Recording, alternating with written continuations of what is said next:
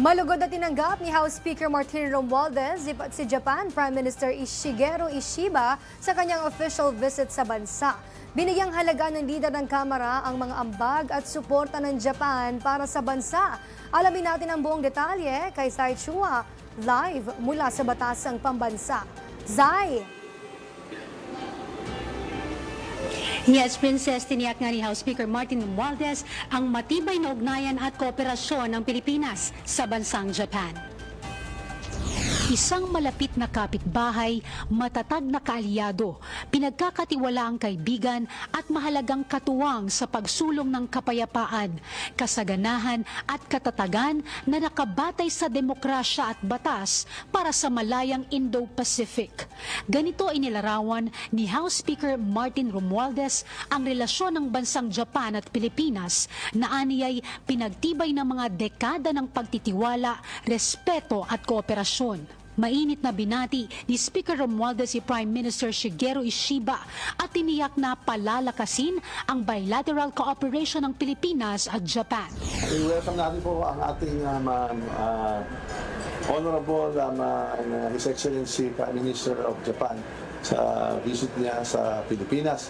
Alam mo naman, the Philippines and Japan have a very strong relationship, kaya itong bisita ng Prime Minister lalo titibay ang ating relasyon.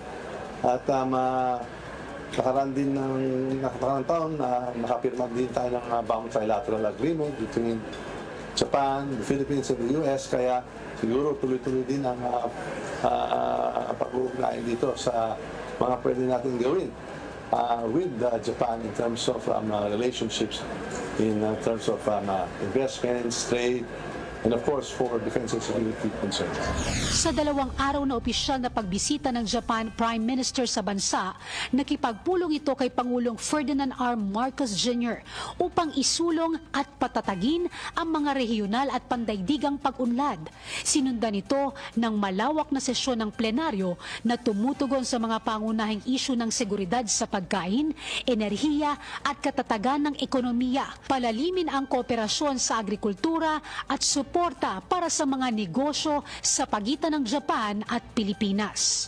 Ayon sa Speaker, pinatutunayan nito ang sama-samang determinasyon na palalimin ang kooperasyong pangdepensa, seguridad at estratehiya upang manatiling matatag ang dalawang bansa sa gitna ng lumalalang regional na hamon.